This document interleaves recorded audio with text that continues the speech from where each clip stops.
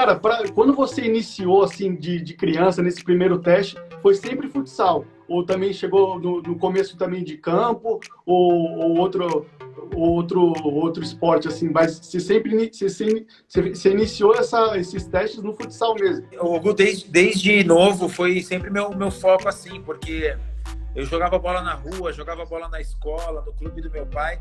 E quando eu fui pro Guapira, o primeiro jogo meu como federado foi contra o Corinthians. E nós perdemos de 2-1, mas eu joguei muito aquele jogo e o Corinthians me monitorou durante todo o resto do final do ano. E aí, no ano seguinte, eu fui fazer teste no Corinthians e fiquei. Pouca gente sabe também, eu fiquei 5 anos no Corinthians. E nesses 5 anos que eu fiquei no Corinthians, que foi... Na época não era sub-20, sub-18, era infantil, infanto, juvenil e profissional, né? Você lembra muito bem disso. Uhum. E quando eu estava no Corinthians esses 5 anos, que era mais ou menos o momento das coisas acontecerem, eu passei pelo campo do Corinthians 7 vezes. Então me levavam, eu ficava 2, 3 meses, aí era escola, campo, salão, e aí eu saía do campo. Aí a diretoria do campo, não, vem, nós temos um planejamento de carreira para você. E eu já tinha muita moral no clube, porque eu era aquele moleque do futsal que todo mundo ficava para ver jogar. E naquela época, o campo todo, o pessoal morava no clube, embaixo da arquibancada, não tinha a estrutura que tem hoje. Então, quando eu ia jogar, todo mundo ia me assistir. E aí eu já tinha muita moral dentro do clube, e os caras, pô, você tem que vir pro campo, você tem que... Ah, tá bom, eu vou. Aí eu ia, dava 1 mês e meio, não quero mais. Aí teve uma Copa São Paulo, que eu era titular, eu era uma categoria abaixo, eu era juvenil e era titular dos juniores. Aí liberaram para passar o Natal em casa. Quem era de São Paulo, passar o Natal em casa e voltar dia 26, porque a Copa São Paulo começava ali dia 4, alguma coisa. Uhum. Eu fui e não voltei. Então, sempre a minha escolha, desde novo, foi futsal. Tanto que depois eu fui para São Paulo, qualquer probleminha eu voltava para o futsal. O São Paulo me deu 3 anos de contrato para continuar e eu não quis continuar. Então, realmente, a minha escolha, a minha opção, o que eu nasci para fazer foi jogar futsal. Então, por isso, eu sempre optei em estar no futsal. Cara, agora vamos falar um pouco mais dessa parte mesmo de imagem, de publicidade, que eu sei que você levantou essa bandeira muito forte do futsal e elevou o nível do esporte, sabe? E aí, cara, eu fico hoje até hoje me perguntando, por que não aparece outros Falcões? Por que não aparece outros Neymars? Eu tive a oportunidade de conviver desde o início da carreira do Ney, e eu vi que teve um planejamento para a carreira dele. Eu vi que quando ele subiu para o profissional, tinha um plano de carreira para ele, com instituto, com ações sociais, para ele se tornar um herói mesmo. E eu acho que com você foi um pouco desse passo a passo. Cara, você foi vendo que você estava ganhando visibilidade. Então, a sua maneira de jogar, você alterava às vezes para... Cara, eu preciso ganhar visibilidade para o futsal ganhar também visibilidade. Então, eu tenho que fazer esse lance. Eu sei que você sempre foi muito objetivo quando você jogava, mas às vezes a lambreta, que é um lance diferente, sabe? Eu não vejo mais isso. Às vezes o futsal ficou...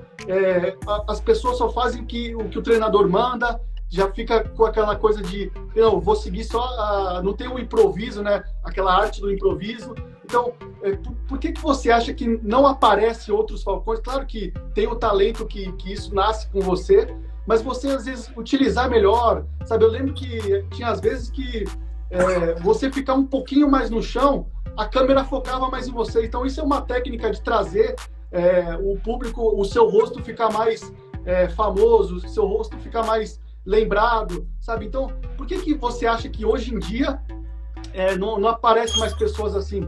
Hoje eu vejo que no futsal, no futebol, por exemplo, a gente não vê mais um grande ídolo que é unanimidade em todos os clubes. Antigamente a gente tinha Edmundo, Romário, todos esses caras aqui que eram um pouco polêmicos, mas todo mundo gostava, todo mundo queria ver. Hoje em dia já não tem mais isso, o futebol ficou também um pouco chato, sabe? Ninguém mais pode falar nada que já vira polêmica.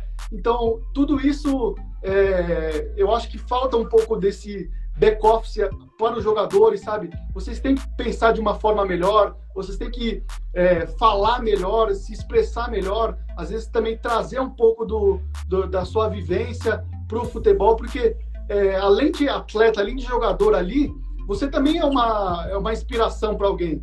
Então, aquela coisa, no teatro, quando você vai no teatro, você fica olhando para o espetáculo.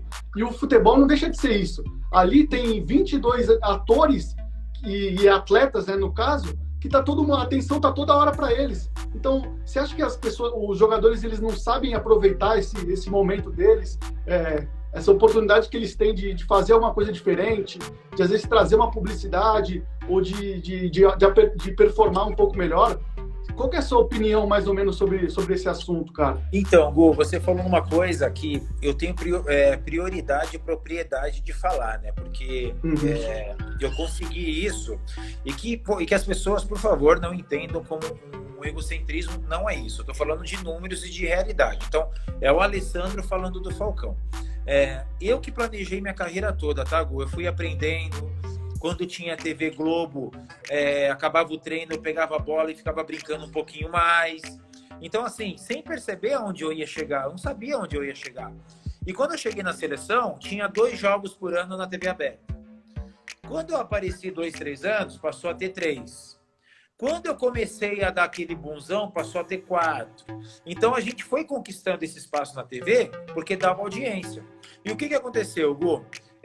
Você falou uma série de coisas, porém um jogador vai ter uma das coisas que você falou, o outro vai ter outra, o outro vai ter outra, e tem que ser a junção disso. Então você tem que dar uma boa entrevista, porque aí você sempre vai ser entrevistado, como você falou. Você tem que saber interagir com a torcida, você tem que saber a hora de cair no chão, a hora de interagir com a câmera. Hoje em dia, vai ter jogador que joga muito bem o tempo todo. Só que o cara vai dar uma entrevista, o cara não vai saber falar. Ele vai mandar um beijo pra mãe, pra namorada e pra tia e não vai responder o que o cara perguntou. Você, como repórter, você não vai entrevistar aquele cara de novo. Se você dá uma boa entrevista, no próximo jogo você já é a primeira opção do cara. Você vai estar com a cara na TV aberta de novo. Você vai estar ali falando lentamente para você ficar mais tempo. Você vai ter um número característico, que foi o que eu busquei. Então, tudo isso, eu fui ganhando. Cada dia eu entendia melhor. Nos últimos 10, 12 anos da minha carreira, a TV Globo me ligava. Você vai jogar? Você tá bem? Você não tá machucado, não, né? Então já virou uma dependência do futsal passar na TV se o Falcão tiver. Só que aí era a mesma entrevista boa, era a mesma fazer o gol e pular na torcida, falta 5 minutos, falta lambreta, eu vou dar lambreta, porque o pessoal tá esperando isso até o final do jogo, vai segurar a audiência. Então, o que acontece? Hoje, o jogador de futsal vai pro Barcelona. Então, assim, vou colocar um exemplo aqui. O Bateria, que é um menino que apareceu. Pô, bateria, o moleque é bom, bateria, vai pra seleção, bateria. Foi embora para fora do Brasil. Já não tá na próxima convocação, porque data FIFA não dá para trazer jogador de fora, custo. Pô, aquele menino bateria era bom, ele podia estar aí. Na outra convocação, pô, tinha um menino, como é que é o nome dele mesmo? Na terceira já foi, acabou.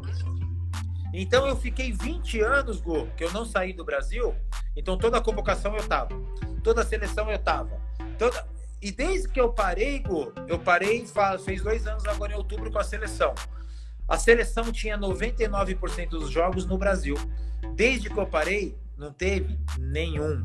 Só teve as eliminatórias da Copa, porque tinha que ter as eliminatórias da Copa, que o Carlos Barbosa, lá com a Tramontina, fez um favor de sediar a competição, mais nenhum.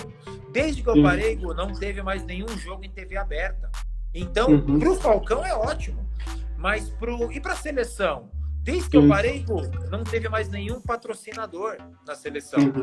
Então, os meninos que estão ali precisam ser melhor vendidos. O futsal precisa acordar para isso. Precisa ter um marketing. Por exemplo, nós temos o Ferrão, que está no Barcelona, ele ganhou o melhor do mundo, certo? Ninguém sabe, o cara tá vindo pro Brasil.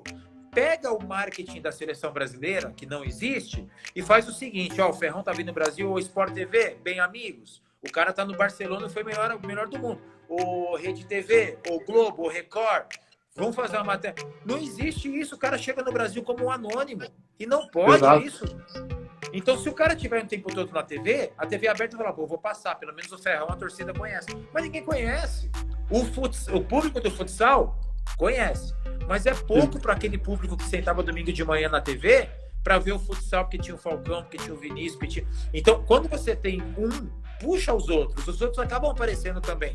Se eu perguntar para você ou para qualquer um, me fala 5 jogadores titulares da seleção na atualidade. Ninguém vai conseguir falar. Então, para o esporte, isso é muito ruim. Então, conseguir, como você falou, cada um tem um. Então, se você juntar tudo e transformar num personagem, é a hora que vai dar certo. A campanha Salve Sonhos é uma parceria entre a Caras e o GRAAC e ao realizar a sua doação, você apoia o GRAAC nessa missão de garantir que crianças e adolescentes com câncer tenham a possibilidade de realizar um tratamento. E além disso, você também concorre a centenas de prêmios. Então, pega a câmera do seu celular, aponta pro QR Code que tá por aqui, ó, e faça a sua doação. Você não vai ficar de fora dessa, né?